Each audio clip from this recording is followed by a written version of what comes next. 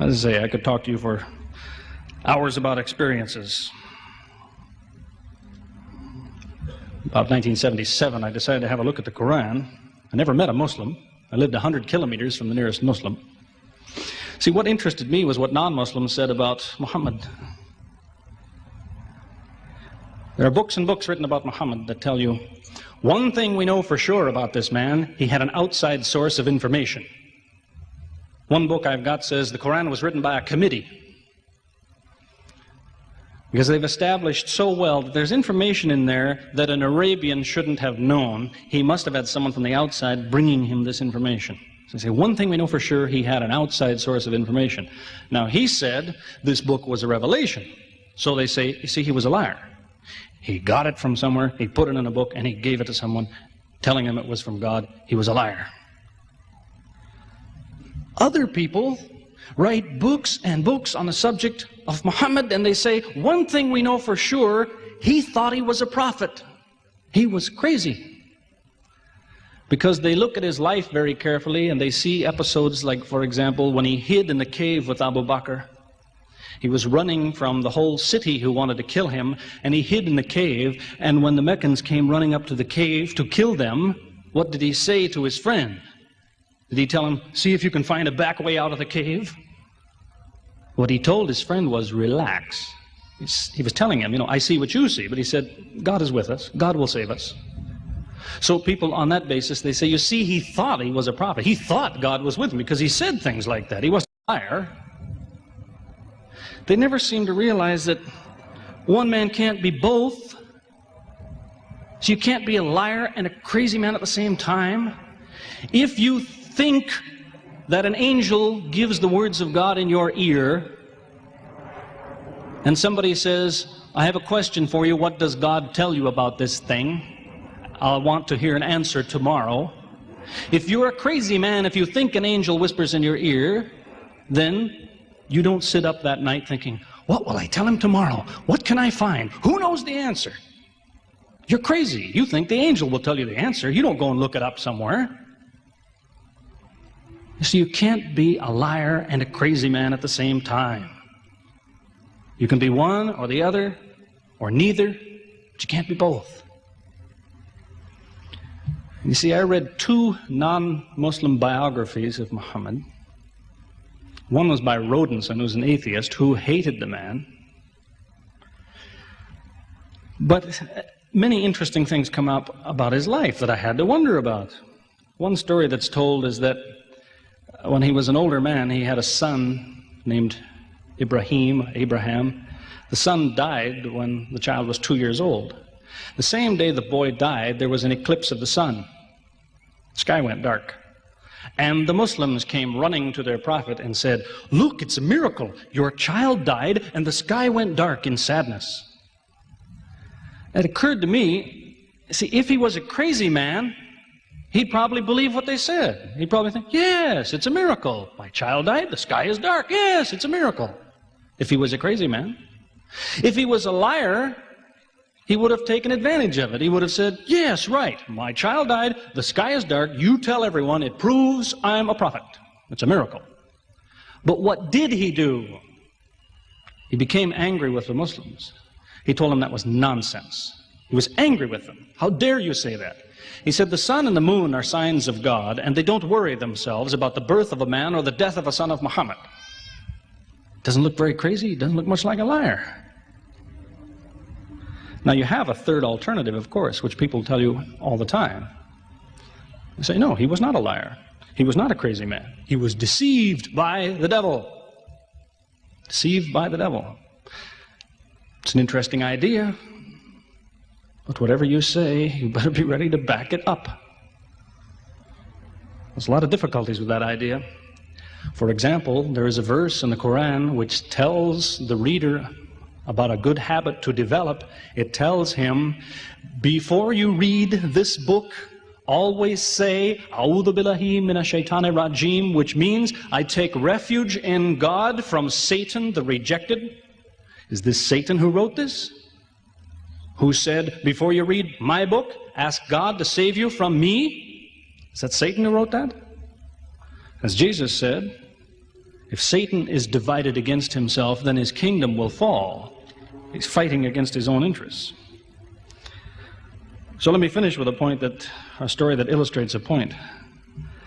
As I said, there's many theories and many explanations around, many explanations. But an explanation, something somebody tells you, is just so much air coming out of his mouth unless he has proof and unless he offers you something that you can use to falsify it. You see, there's many theories of how do the planets go around the sun and how do the stars burn and all the rest of it. Many theories. Most of them are just so much wind. Scientists pay no attention to them because they don't contain something that could be checked to prove it false.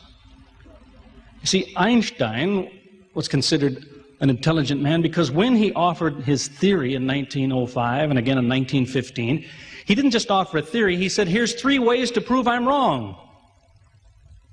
Now it's worth listening to. He's told me, here's 3 different things you can do. If you can do this, I'm wrong. Here you are. Is there anything like that in Christianity? Has the Christian ever said, you want to prove I'm wrong? All you have to do is this. Has he ever done that? The Quran is filled with that kind of thing, filled with it. Saying, you want to prove this book is wrong? Do this. Prove it. Go ahead. Do it. Filled with that kind of thing. There's an example of it that made a big impression in its day, during the lifetime, 14 centuries ago, of the Prophet of Islam. You see, he had an uncle named Abu Lahab. That was his nickname, Abu Lahab. This man hated Muhammad. He hated anything the man said. He used to watch him going through the city, and if he saw him talking to someone, he waited till they split up. He'd go after the man he spoke to and take him and say, what did Muhammad tell you? Whatever it is, it's a lie. Did he tell you day? It's night. Did he say black? It's white. Exact opposite. Whatever he heard the Muslims say, he said the opposite. That was the way his mind worked.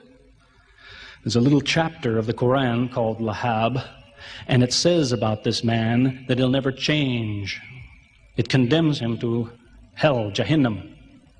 You see, if the man had ever become a Muslim, the Muslims would believe, well, now he's not condemned anymore. You see, for 10 years before Abu Lahab died, that was a part of the Quran.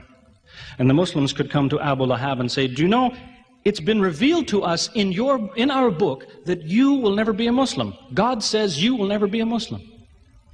For 10 years they told him that. All he had to do was say, well, your book is wrong. I want to be a Muslim. What do you think of your book now? That's all he had to do. He had 10 years to think about it. And that's the way he was. See, if somebody is your enemy, you don't come to him and say, you want to prove I'm wrong? Here, say this. Come on, say it. If all you have to do is say the words and I'm wrong, you finish me. He never did it. See, this is one of many cases of something that was offered that could have been falsifiable. So it was. As I say, in 1978, after, how long would that be? 15 years of arguing with the church authorities, one place or another, I got the idea, I'm going to argue with some other people. I'm going to read the Quran, see how much of it is any good, pick out the true, pick out the false. Thought it'll take a few years, it'll take some serious study and so on. I read through it. About 3 days later, I finished it. I said, this is what I've been saying for 15 years. So I went to find some Muslims. I don't want somebody to feel you've been tricked into something. I haven't said anything about Christianity that isn't true. I haven't said anything about Islam that isn't true, unless it was a slip of the tongue or something. I'm simply trying to remind an individual, don't close your mind before it's too late. Don't make up your mind before you have all the facts. Most people who used to be Christians and become Muslims will tell you, I am a better Christian than I used to be. Now I follow Christ. I didn't before.